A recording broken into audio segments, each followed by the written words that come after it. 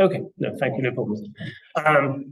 Yeah, so as I'll get into the sources a bit, but soon. But I work with Sanskrit texts in Sanskrit language, and I deal with a very long period. I mean, basically, what happened is like there wasn't really much scholarship on alcohol in this region at all, and so I decided to do a book on it. And so I was like, well, I might as well just do kind of everything I can. So I did a very, very, very long period. So yeah, you can see it's a very long period there I'm doing. Actually, it's longer than that, I'll say. Okay, let's see, what am I saying?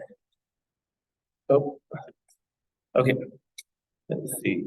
So yeah, so like there's a lot of issues, sort of methodological issues with this, in fact. So I really don't want you to think what I'm talking about today is necessarily we get a very good sort of mirror on reality.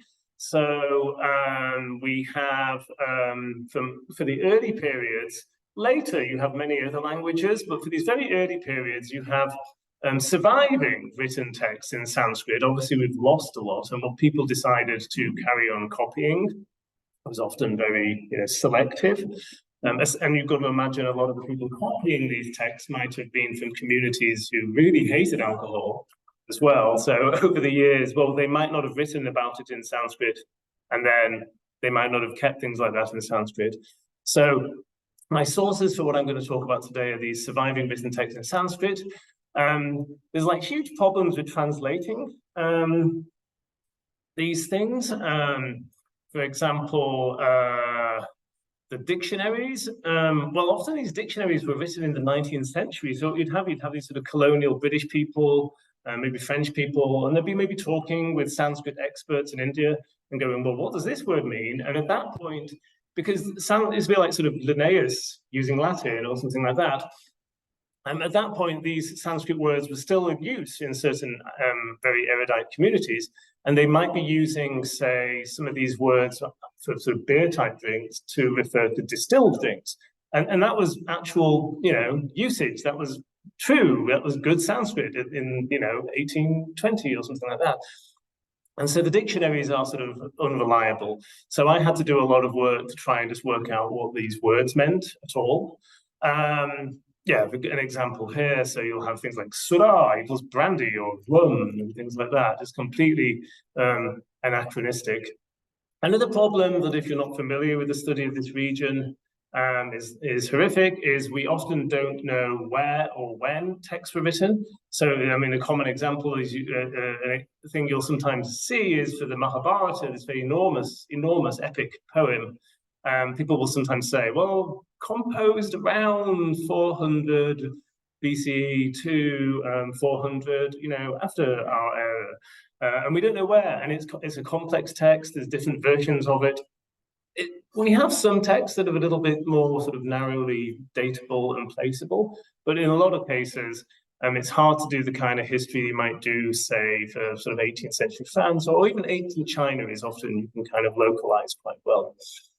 What kinds of evidence do we have? So we have things like recipes for drinks in ritual texts. We have lots of sort of myths, mythological material connected to this. You'll see we have a lot of medical texts because drinks have medical properties. There's things in medical texts on how to drink well and what why drinking can make you ill sometimes. But there's also medicinal drinks, and people still make quite a lot of those. In fact, we have literary descriptions of drinking. And a lot of legal materials as well, because like I said, certain communities could and couldn't drink. And it wasn't kind of clear cut. It wasn't like, do not drink alcohol, because they didn't have a concept of alcohol. Sometimes it was like, well, you can have these drinks, but you can't have those drinks. And then the ingredients matter, the names matter, and things like that. Let's see. Another important thing is that we're dealing with Sanskrit texts here, very elite, in many cases connected with communities that frown on drink or don't drink. So it's all very, very biased and prejudiced, probably. Okay, so I'm going to start out with for those reasons just announced, vague chronology of what we know about drinks from written sources. And yet again, just because this is when people start writing about things, it doesn't necessarily reflect what people are doing at all. Let's see. So, you know, we have these very early Sanskrit texts, the Vedas. You might have heard of these. There's a lot of different Vedas. It's not just one thing. And, you know, the earliest Vedas, yet again, it's debatable, but about 1300 before our era for the earliest Vedas. Those are hymns and liturgical texts. They mention two drinks. You've probably heard of one. They mention this soma, which is this sort of big mystery. And I refuse to talk about soma today. I'm sick of talking about soma. But soma seems to, it was the favorite drink of the gods. And that seems to have been, well, we know how it was made. You wet these, you sort of got these imported plants from a mountain. You wet them, you bashed them with stones, squeezed out the juice, mixed it with milk, drank it, all very fast. I mean, you left it maybe a day because you drank it 3 times a day in these rituals. There's a lot of, you know, nobody knows what soma was. It was some kind of infusion. And that was very sacred and important. They also mention this thing called surah. Now, those texts don't give us recipes. They just mention surah. And surah is often, we'll talk about this later, it's kind of the antithesis of soma. So that's very early. Now, in this same kind of Vedic corpus, around 500 before our era, and for a few centuries afterwards, you do actually get these recipes, if you can call them that, these ritual texts, because there's one Vedic ritual where you do use surah. Normally, you're giving soma and things like milky porridge and things like that, rice pudding. That's what the gods normally like. There's one ritual, one rite, where you do need surah. So we get a recipe there. We'll see that in a minute. And then a little bit later, probably, you get references to other drinks. There's this one called mairea, seems important. That seems to be a rather complicated drink. You can use any kind of sugar you want, like a fruit sugar, honey, cane sugar, and then you add lots of spices. And then there's a kind of secondary sort of dosage, like with champagne, of jaggery, which is the same as these sort of what you're calling caramel, this kind of, you get sugarcane juice and boil it down to make a brown ball. It's still a very important sugar in India. And there's similar things in Mexico and South America. At the same period, you get references to honey drinks, various drinks made from fruits, and various types of sugarcane drinks. There's a lot of complexity there. And often they are mixed with sort of various spice mixtures. About 200 before our era, you get, roughly speaking, references to grapes and to wine. And some of the best wine was imported from regions that were northwest for a lot of people. So in modern Afghanistan and maybe later on in Iran. And that was a prestigious drink, because if you think how expensive that would be, kind of coming that far. About 2,000 years ago, this is text we're going to see today, the Arthashastra. We'll see a translation or so from this. And this is very useful source for us here. It's a really fast, actually it's worth reading. I think it's a good French translation, in fact. And it's a really interesting treatise on politics and economics and just basically how to run the kingdom, and has how to organize your spies, your courtesans, and it also has the superintendent of drinking of surah, this drink. We'll talk about that in a minute. And so that has recipes, it has descriptions of drinking establishments, and things about taxation and so on. So it's a very important source for the early period. And then about 300 of our era, you get these first textual attestations to people chewing betel, areca. And betel kind of becomes very important because I'm not going to get so into the legal, religious morality thing today, but you have a lot of communities that, at least in theory, in public, shouldn't be drinking. So you'll have sort of observant religious Buddhists and Brahmins should not really be drinking, really shouldn't. So you can imagine, and also there's a lot of complicated eating regulations in sort of classical Hinduism and so on and so forth. So you can imagine it's hard to have like a public banquet for elite people, because a lot of people there can't actually eat the same food and can't even eat together in the same room.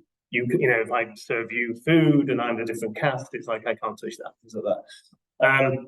The same with alcohol, but beetle is kind of more classified as a perfume. And so that kind of takes off as this very sort of universal, shareable thing that you can sort of, the king can hand beetle out to everyone and everyone can say yes and have some. So beetle really thrives after then, and it's highly perfumed. Seems to come from Southeast Asia. Then, actually, around the same period, I didn't put it on this, maybe about a couple of 100 years later, you get the first textual references to toddy, to palm sap drinks. I'm not sure if that means they weren't making them before or they just weren't talking about them in Sanskrit texts before. And then about 1,000 years ago, you get the first mentions of cannabis and of opium, which then become very important very rapidly. And then you get the first mention of distillation of alcohol about 800 years ago. Now, there's this, you might have heard of, there's this theory that there was very ancient distillation. You might have seen pictures of this still apparatus from sort of modern Pakistan, from Taxila. I don't think that's correct, but people don't necessarily agree with me. But the clearest descriptions of distillation are from them. Okay, so let's get to these beers though. So there's basically two sort of schemas for brewing these drinks made from cereals. Now you have these Vedic recipes. Now in the Vedic recipes, they have a kind of complicated schema, and we don't necessarily know what all the parts are, to be honest. It's also ancient. What you have with these Vedic, well, with the Vedic things, you have these very early references just to the drink, and maybe to a couple of the basic ingredients. Then about 500 years later, you get recipes. And then about 400 years later, you get people explaining what these words mean. So it's all a bit, somebody explains at a certain, almost 800-900 years after the fact, somebody goes, this word means this thing. It's like, well, maybe it didn't 800 years ago. So the Vedic schema is, well, actually, I think I've got that on the next page. But it basically uses malts, as far as we can tell. It uses these sprouted grains and also various other additives, and we're not sure really what they were. And it's interesting in terms of like historical linguistics. A lot of the Vedic schema, there's these words for sort of parts of the drink that you add, and they're not actually Indo-European words, and actually nobody even knows where they're from. They're these sort of linguistically mysterious words, so that maybe tells you something, I don't know. And then later on, you have this is the most dominant schema, not totally dominant, as we will see, is this one where it's a much simpler version, and it's very similar to this amylolytic thing. And so you have sort of cooked grains, cooked cereal grains, and you add this stuff that they call kinva. And kinva, they just think you add, you cook grains in water, you add kinva, and magically the mixture makes you drunk after a few days. On the basis of the way it works and the ingredients of kinva, I assume that it contains a saccharification fungus and also probably yeast. But they didn't think of it like that. They just thought of it as like a thing you add, like an amazing catalyst, like that. And an important thing, because of this, the way they understand it, and they don't think alcohol appears either. They don't have a concept of alcohol. When you mix together, water, grains, and kinva, it becomes a new thing more than the sum of its parts, a sort of emergent thing, and that is called sura, say in this case. And that has, intoxicating powers. And actually, the very concept of fermentation, sometimes they say a word that means transform. But the most common one for fermentation is this word, which santana, which means putting together, and also fermentation, because the way they thought it worked was just magic. It's almost like an emergent property nowadays. You kind of put all these things together and something new comes out. So that's their concept of it. So let's look at this really ancient version of fermentation. So, you know, this drink, Sura, is mentioned in the Vedas. There's a later Veda from about 1,000 before our era that kind of mentions the names of the basic ingredients. But the first recipe appears about 600, 500 before our era. Also, yet again, you know, these aren't necessarily realistic recipes. They're trying to make Sura, this drink's called Sura, and they're trying to make Sura sound like a bit like the sacred drink Soma, because, you know, Soma is so important. So they're like trying to ritually connect the two sometimes. It's possible that actually, even at this very early stage, it was a bit of an archaic drink. I mean, people were making Sura for fun, but maybe the ritual Sura was kind of rather archaic. Just like you will nowadays in the Catholic Church add water to wine in this kind of very classical way, but it's not like what you do in a bar here. So there's different versions, but basically the sort of basic idea is you have sprouted grains that you add, rice, barley, probably, if we know what the words for grains mean in Sanskrit. You add those to some sort of cooked grains, millets, rices, barley, things like that. Yet again, it's hard to know what these words necessarily mean. And then you have some sort of roasted grains. You pop them, like popped rice. You pop them and sort of blacken them, and you can sometimes add that to a liquid. Maybe it went sour, maybe it went acidic. I don't know. And that's called Masara. And then we have this Nagnahu, which is a bit mysterious. That might be some kind of ferment that has these microbes and herbs in. Later interpretations suggest that, but you know, we're not quite sure. So you add those things together, and the way they often did that is they put it in a kind of special thing, like a bamboo cone, big bamboo cone lined with leather. And they'd put it in this thing, and it would drip out, and you would collect the stuff that drips out, drink it. It was meant, when they describe it, they say it's reddish in color, and that's ancient Sura. So that, you know, that basic idea, we have that from about, you know, 500 before our era. But that's, you know, that's sort of separate really from the later version, which is, remember, the later version is it's very simple. So you have like, you know, say cooked rice, kinva, you know, magic kinva, and water, and you just put those together, and it's a new thing called Sura, and it makes you drunk. And kinva was actually sort of therefore religiously restricted as well. It was like if you were teetotal, you should have kinva in your house. So this is a little recipe for kinva, the ferment, and from this Artashastra, this text on statecraft from about 2,000 years ago. So yeah, so you have these measures. I'm not going to get into the measures today. So you have, like, you know, this sort of lentil pulp, and a third more than that of rice, and then you add herbs, and that's a standard list of herbs. The murata is like murata, etc., and that's a standard list of herbs, which you know, they don't even bother giving. And so it's basically rice, dal, lentils, and some herbs, and that's kinva. But obviously there's no sprouted grains in there. No, there's no sprouted grains, and they're very clear when sprouted grains are involved. So therefore, I assume this was one of these ferments that had the saccharifying microbes and yeast in, and probably all sorts of other things like the modern versions do. So that's kinva, and so then now you know what kinva is. This is a nice simple recipe for one type of Sura, Sura being this alcoholic drink.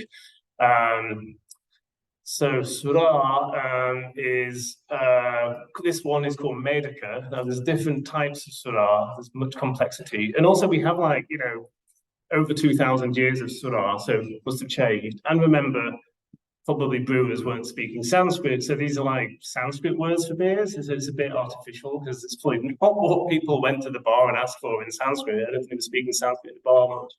So yeah, so here we have this recipe, and so you have water, and then a quantity of dehusked rice, I assume you cook that. I mean, some of you are probably used to ancient recipes, and you know, they do not tell you everything. We have quantities here, though there's issues with interpreting these quantities.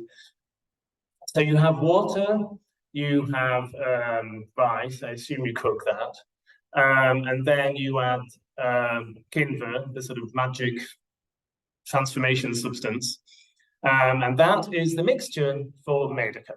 And this probably, I mean, you've got to always think about with ancient recipes is like, well, why did they even bother writing them? Because presumably the people who did this professionally just sort of knew it.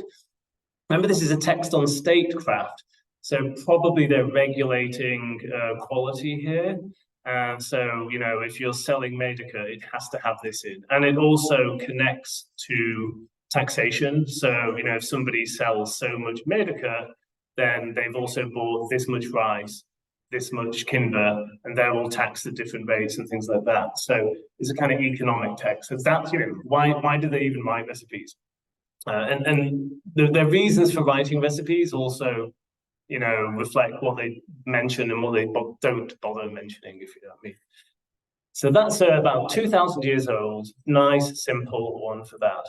But remember there that the kinver itself has lots of herbs in it, so it would have been quite herbal.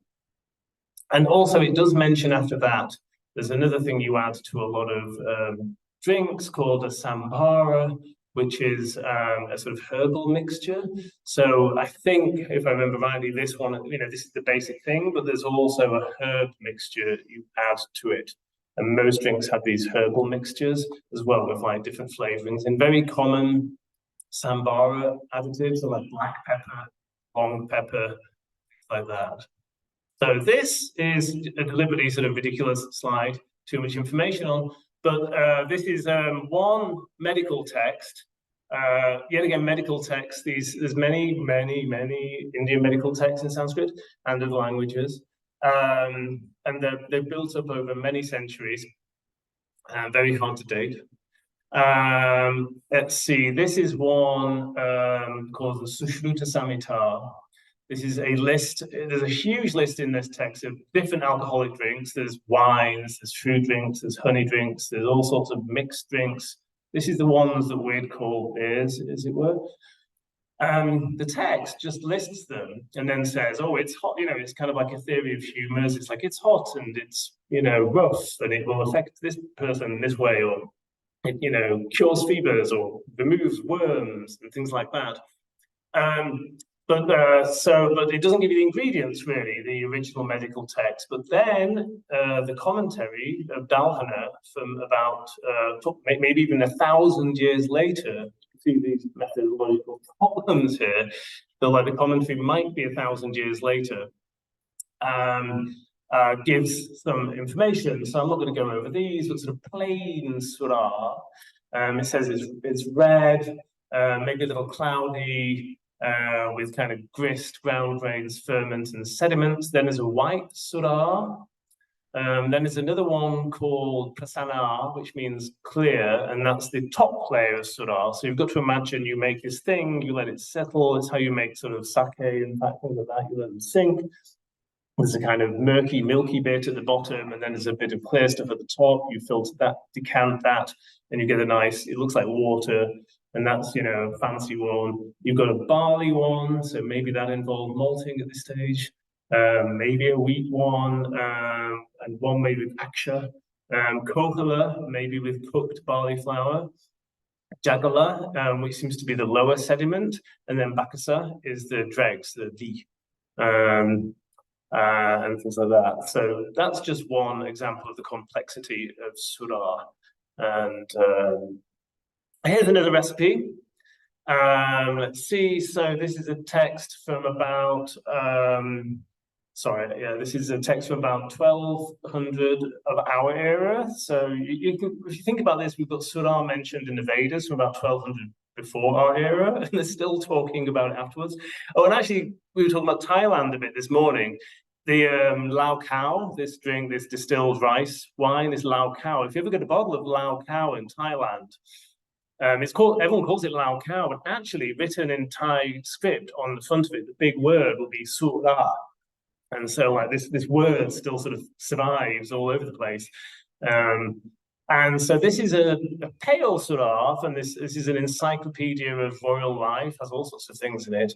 And there's 2 Syrahs in there, plus palm toddy, sugarcane drinks, grape wine, all sorts of things. And this has the black Syrah and a pale Syrah. Doesn't seem to have malts in, but so it's kind of hard to know exactly how this works. But there is the black Syrah, so something's gone wrong there with my writing, but with the black Syrah in the same text, the way it works is you make this mixture and you put it in bamboo tubes and leave it for a few days in a warm place, and there's nothing black in it, it becomes black, which makes me think and maybe that's what's going on, is some kind of black koji mold fungus type thing going on there, and maybe that's going on here with a white one. So I'm not going to read the whole recipe, you know. So you've got probably a type of millet. These translations, it's identifying these things is a nightmare. So you've got to dry and crush this millet that you soaked in water. Mix it with some sort of sorghum gruel with that powder. And there's multiple stages, and then you've dried some cooked rice, and there's multiple stages. Anyone that studied these more complicated, like African beers, you'd recognize all these sort of complicated stages. And yet again, translations difficult. Put that in jars. So you've got all these grains you fiddle about with, and you put that in jars and put it in a sheltered place. Keep it warm for a day and a night, and then keep splashing it, and then it will get a sort of, you know, alcoholic smell, we'd call it. And then that's got its own name, which again is a rather unusual. That's not a normal Sanskrit word. That might be a vernacular word in Canada, which is the language people actually sort of spoke there. And that's called the kind of seed of Syrah. And it looks like what you do with this kind of thing is you sort of add it to water and then sort of squeeze it out and sort of dilute it, and then you get Syrah. And then it says, using this method, and this is the pale version, you can use rice, wheat, barley, millet, kodo millet. You can make this pale Syrah, and there's a black one as well. So that's a much later recipe, presumably using old. Well, sure. Then this kind of messes everything up in a way. My theory, I just discovered this one last year. This is a tantric text on Syrah. Although a lot of communities don't drink alcohol, like Brahmins, there's certain ritual context in tantric rituals, which are a whole complicated thing, where they do almost deliberately to break the rules. You know, it's almost like if everything's God, really, you know, there's nothing good and nothing bad. You know what I mean? It's that kind of monism where, like, well, how can anything be forbidden when everything's divine, or something like that? Basically, something on those lines. And so this is this one, which is really weird, in fact. So this seems to have like buttermilk, water, rice, and you add handfuls of sprouted grains. So it seems to have, you know, buttermilk, sprouted grains, and this is much later. This is only about 800 or maybe about 600 years ago. So, you know, previously I thought the malting sort of vanished and had become replaced by, you know, the fungus method, as it were. But here we are. We have this buttermilk malt recipe, which is kind of not what I was expecting. And you keep it somewhere kind of sheltered. But they always talk about keeping these things sheltered. Sometimes they talk about burying a jar in a pile of grains, in like a pile of wheat or rice, to kind of keep it at an even temperature.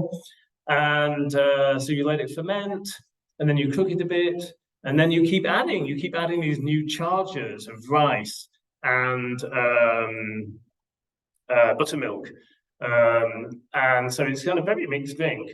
And then you squeeze it out with buttermilk, and when it's ready, you collect it. And that's for the sort of the kind of ground grain Syrah. in this tantric text. Yet again, is this something people made, or was it kind of invented for rituals by people who didn't even really drink? I don't know. Evidence is, dodgy. So what do we know about people drinking? Yet again, this is even harder to access, at least with the recipes, they're relevant, they're not clear, but, you have a recipe. But the problem with these texts is about sort of drinking. Well, the Arthashastra, that economic text, that's probably quite clear, really. But a lot of literary descriptions are very artificial. And the moral descriptions are very sort of disapproving of these awful, bad, sinful drinking people. And also a lot of these texts have a long life. So, you've got to think some of these texts were read over centuries and centuries and centuries. So what they meant to people at different times changed. And people who wrote things were often trained in very archaic texts and would carry on using all those motifs, conventions. You see this, say, with the history of perfumery in India, where you will have later at a period where people are using things like rose water and things in India, like the Sanskrit poetry is still using perfumes that you'd have had 1,000 years ago, and it hasn't kind of updated itself because all the poets were sort of trained in this kind of classical universe of material culture. So, what do we know? What can we vaguely imagine? There seems to be an evidence of sort of festivals, that it was big at festivals, and these were sort of times of mixing. There's rules about the Jain religion. There's rules about Jain monks not going to a festival because they might drink, for example. In the epic poems, there's things about big drinking festivals. There's some Buddhist texts about a load of wives making a load of surah for a festival for the husbands, in fact, and things like that. So it seems to be these festivals. There seems to be evidence of sort of intermittent brewing for things like weddings and festivals. So sporadic, like twice a year, we'll make a load of surah. And in that context, like I said, these wives that make a load of surah for the husbands. There's a Buddhist legal text about a nun who helps a woman make some surah for a wedding. So that would have been, and the nun shouldn't do that, if you know me. And so that would be, yet again, sort of intermittent. And there's also rules about how a lot of women, like this, respectable women, weren't allowed to walk. If they were married, they weren't allowed to just sort of wander around and go on a journey on their own. They had to be accompanied by a male family member.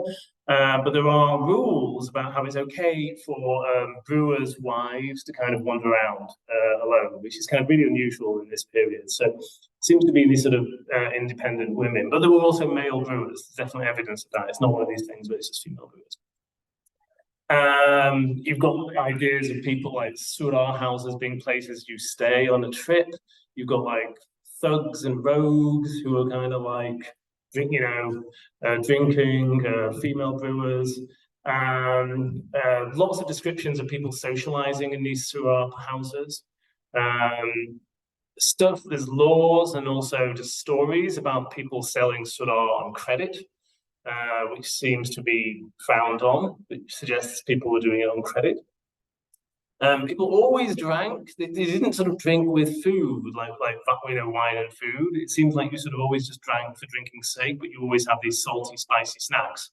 And actually, a lot of the recipes that I have, the older recipes for those, that's one thing that in India today, the drinking snacks, in many cases are very, very, very similar to the medieval ones. It seems to be a sort of rare situation in a small village for spending some of your surplus on leisure, if you have any money at all. And it was the only place in a small town that had a kind of sign, a commercial sign. The only place that had one at all. And I suspect that might be a bit like these various European signs, that it means like, I've made some, I've got some right now, because, you didn't always have it. But surah, the grain drinks, don't seem to be the fanciest drinks, the poshest drinks. It seems like in early period, honey drinks and this myrea, rather complicated drink, was prestigious. And then later on, imported wine was more prestigious. And remember, a lot of people couldn't drink. A lot of important people couldn't drink and wouldn't, shun. There's a lot of very negative descriptions of the evils of drink. I'm not even going to get into today. Let's see. So this is a little description of a drinking place from a humorous play quite early, and it's kind of has all the main features of a drinking establishment, and it's comparing it to a Vedic sacrifice. So like a Vedic sacrifice, it's a sort of very early type of Hindu ritual. You would have like a fire, you would put offerings in, there's priests chanting bits of scripture called mantras. There's all sorts of like spoons and jars for all these liquids and offerings. It's a very complicated thing. And you still see some things like that in India today. So in this humorous play, they're comparing it to a drinking house, which is the most ironic, terrible contrast, because like the last thing you would ever have at a Vedic, most Vedic sacrifices, apart from one, would be alcohol. It's the antithesis, you know what I mean? So it's like, look, my dear, this Sudar house is just like a, sacrificial ritual, and it's magnificent, because here we've got the Sudar flag, basically. The shop flag is the sacrificial post. The Surah is the Soma. We've got drinkers, we've got cups, we've got meat kebabs. They're like the oblations, yet again, sort of sacrilegious. The sort of drunken chat is like the mantras, like the chanting of mantras, the sacred. The songs are like these kind of sung mantras. And there's buckets. The thirst is like the sacred fire. And the owner of the Sudar shop is like the sort of king paying for the sacrifice. So it gives you an element of the basic element there. And this is an image that I think might be of a Sudar shop. Complicated. My justification for thinking so.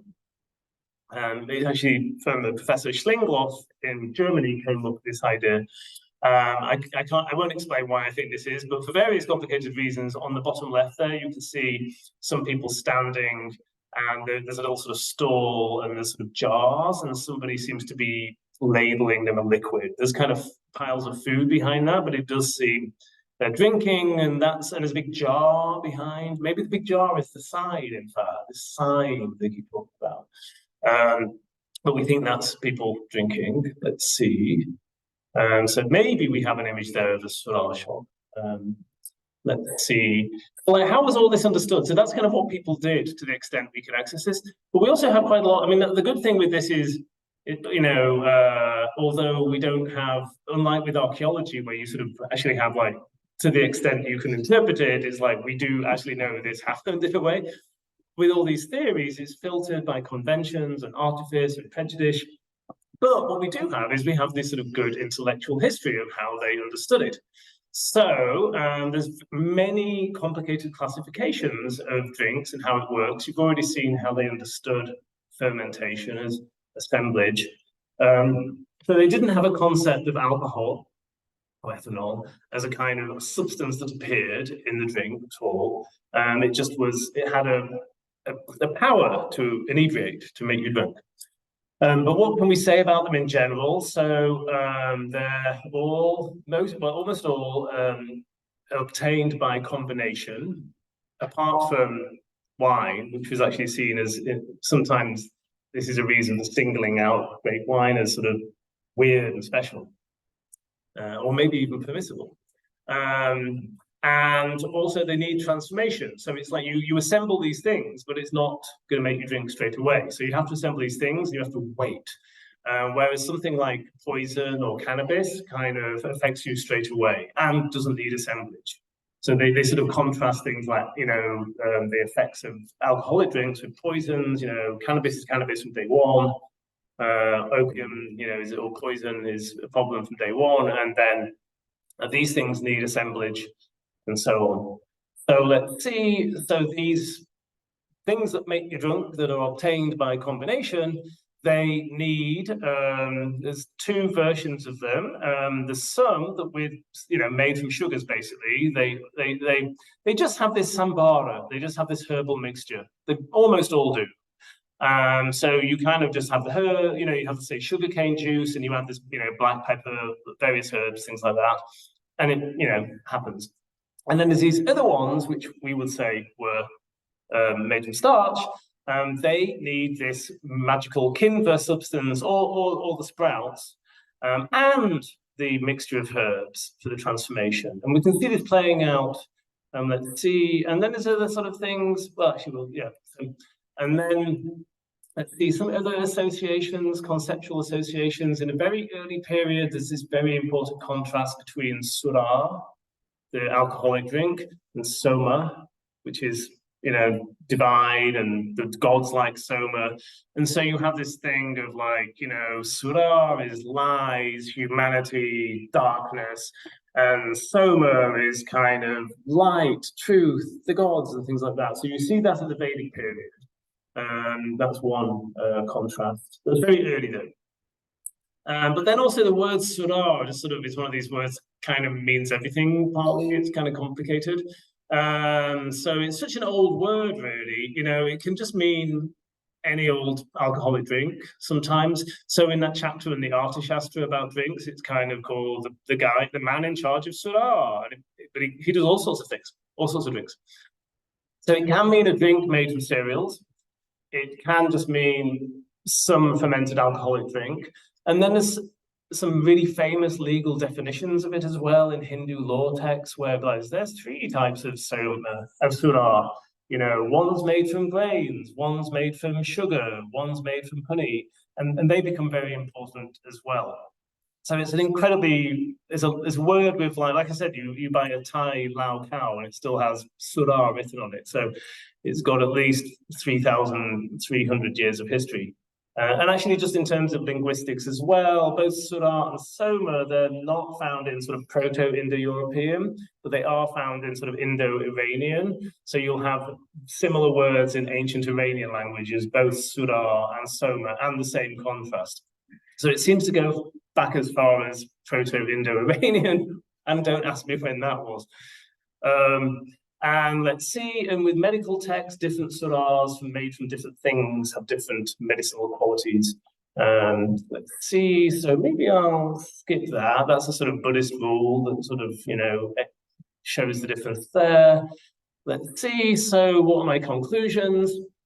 So whether you're talking about theory or actually looking, you know, and outside with the recipes, you do seem to have, you know, a distinction between things that mess your brain up or your mind up, like that are fermented by transformation and by combination, like surah. Oh, sorry, I put the things in parentheses are wrong there. So the non-fermented are things like poison and drugs, what we'd call drugs, and then the fermented things. So they differentiate between those very carefully. So they know there's something different about the fermented ones, and they very much distinguish between the ones that require saccharification, whereas the sort of ones made, say, from sugar, and then within the ones made from starch, the ones that need saccharification, there's a huge variety. There's a massive multiplicity of things and many different variables. There's different grains, different cereals, different herb combinations, many different names. There's different colors. You've got transparent with the dregs. You've got pale, red, black. Different medicinal virtues, and obviously different social. There's one for the king, for example, in one book, which has loads and loads and loads of herbs in. And before I finish, I'm just going to show you some images of more recent things, which kind of have nothing to do with this talk away, but you know, it might be interesting. So they still make a few things like this in South Asia. Mostly in very rural communities. You get it in Nepal, in Assam, in the Himalayas, and this is in West Bengal, just outside Kolkata, in fact. This is a sort of community called the Santal people, and they made this drink called handia. And the way you make that is it's rice and these little round things. Yet again, they buy them from people in the mountains, and they get the rice and the ranu, and they mix it with water, leave it a few days, and you get this drink, this kind of rice beer. You can see the jars they use at the back there. And let's see, and this is some very traditional fermentation from South India, from Trivandrum, and this is where they make some of these drinks from medicines. But the recipes they use and the methods they use, to me, look very similar to old ones. So what's in here, this is one of these jars. We have a bank of sand with a concrete wall, and buried in that are these jars. Okay, so that's one of the jars. And then what they do is they put the liquid in them, and then they put those lids on, and they seal them with clay. You can see that on the top right there, there's the kind of clay seal. Leave them about 30 days. Those ones are sugar-based, in fact. So that's sort of an example of some early things. Oh, and I just thought this might be interesting. This is in light of the Egypt talk this morning. And so this is another medicinal place. And they're making one of these medical drinks with grapes. So what they've done here is they'll have a brown sugar jaggery infusion with herbs. And then what they've done is they soaked raisins, dried grapes, and then they're kind of like pushing them through. It's got small holes. They're sort of pushing them through to get the juices to drop into the thing below, which has the main drink, and then they'll ferment that. In this case, they used teak barrels, in fact. Yeah. So that's that's the end of my talk.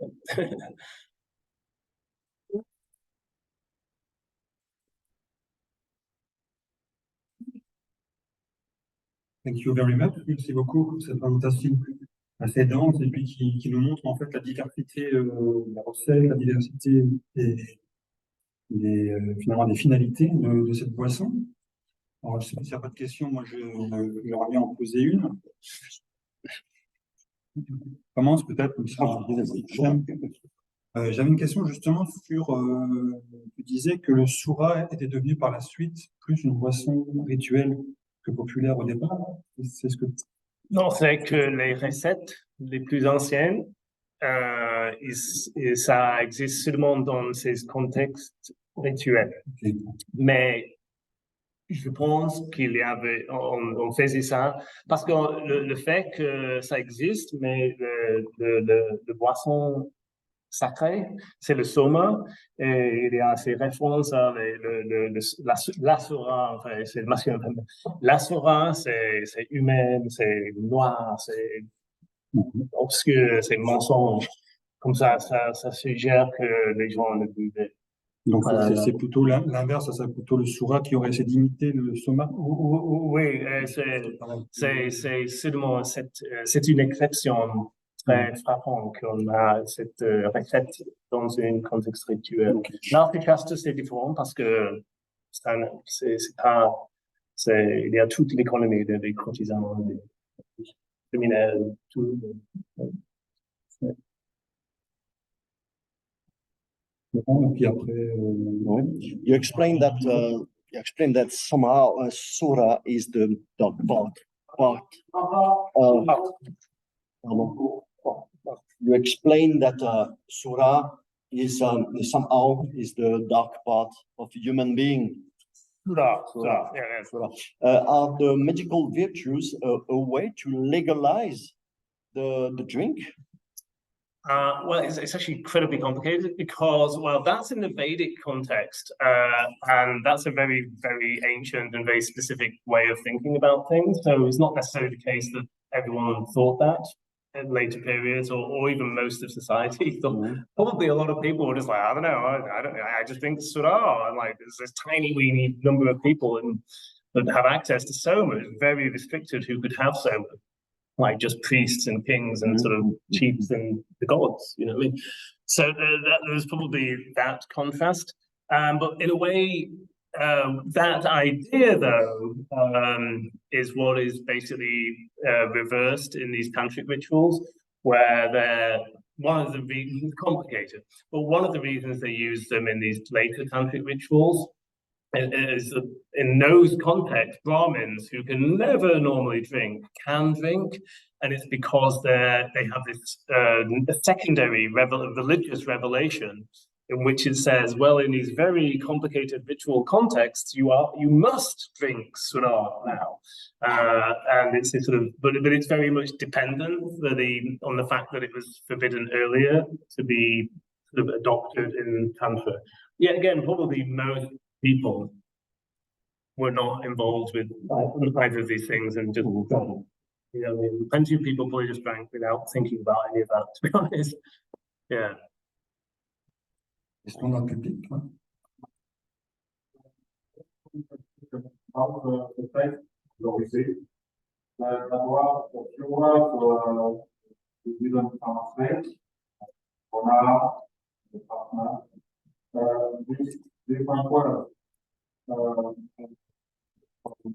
des points quantité, des points no, it's more that they were measurements, and I didn't want to sort of, with those recipes, they were one of them was a herb, I think it was like murata, etc., and the others were measurements. And you know, there's some debate about exactly how big those measurements are, so I left them. I mean, grona means like a tub, a trough, you know what I mean? It's a kind of big measurement, if you know what I mean. So yeah, but yeah, but they're just they're common words, in fact, but it's like with all measurements, they sort of change. So like, what was the drona of the Archimède-Unistra compared to the drona 500 years later? It's just like, you know, European measurements change in different cities and different, you know, periods. Autre question, c'est tout ce qui est étymologie. J'entends Sura, je parle bière, j'imagine sour. Est-ce que Sura pourrait être No. It's connected to hurrah, which is this sort of Indo-Iranian thing. It might be related to words which means to squeeze out, but that's not 100% certain. It's the kind of squeezed out thing, but that's same for soma as well. But I think basically it's just yeah, we don't know. I don't think it's connected to sour though. No. If anything, it's to do with squeezing, but I wouldn't even be sure about that. Yeah.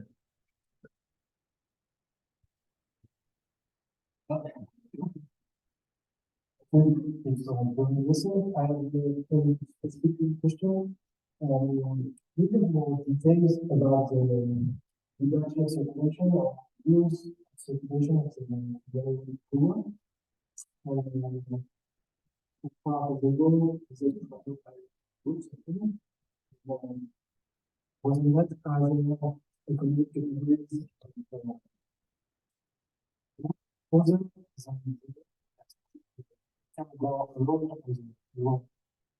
That's a very good question. We've got to remember you've got this kind of complicated type caste-like system going on, and there's lots of rules about that. And yet again, they don't necessarily reflect reality, if you know what I mean. It's kind of ideal. It doesn't say how far they can go, but I think it says they can go in one text without the husband. Brewers also are one category of person that's allowed to enter people's houses. And another, but they share this with one group of women who is also somewhat independent, which was Buddhist nuns, who are also allowed to wander around, begging for food, because that's how they get the food, is by begging for food. So they have to kind of wander around town saying, give me some food. And Buddhist nuns were allowed in people's houses as well. And also perfumers were as well. So they have that, but how far they could go, no. I mean, there's another reference as well in the Archimède-Unistra that one of the, you know, it's like women and children should go gathering timber, the amazing catalyst.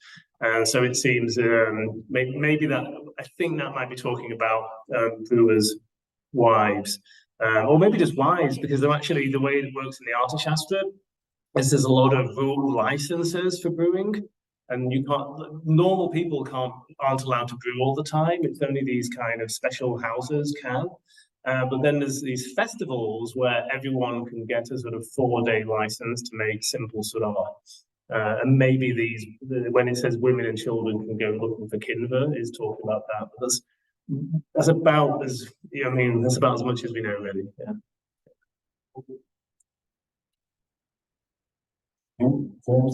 Tu as parlé de la Sura en époque védique, après un texte du XIIe siècle, malheureusement, c'est le texte d'origine paracélique. Est-ce que la tradition des bières Sura se prolonge au-delà du 12e, 13e siècle jusqu'à nos jours.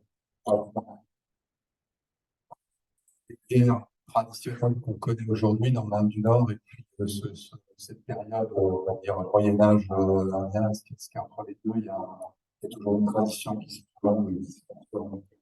Yeah, thank you. It's hard to know. This is actually a big problem with my research, is that I only really work with Sanskrit. And so as of about 800 years ago, a lot in India, people start writing more vernacular languages. So to do this job on that period, you need to know really, you need to have a team of people who do Tamil, Kannada, Marathi, different types of Hindi, or Bengali, Persian, Urdu. I mean, you need to gather a lot of people and they can maybe work out what's going on in these later periods. But you do, I mean, there's this around 1900, somebody describes a distillery in sort of eastern India, near where that terrible crash was, in fact, in eastern India. And the way that works is they kind of get loads of rice, and they crumble some stuff on it that they buy from these people in the mountains, and they have these big platforms that they cover with it, and it goes black, and then they mix it with water and distill it. So I think it was perhaps surviving as a kind of base for making distilled drinks. I mean, I think maybe what happened with a lot of these things, and yet again, this is just a hypothesis, is that once distillation took off and became popular, is the fine details didn't really matter. It's just like the red Syrah, white Syrah, the herbs. It's sort of, if you're distilling it, it doesn't really matter that much anymore. So that might have killed things, but this is something we need more research, and you need a team of people with different languages to work on that, because I don't know those languages, and there's many, and they're difficult languages to learn. So I can't do that. Thank you, though. Yeah.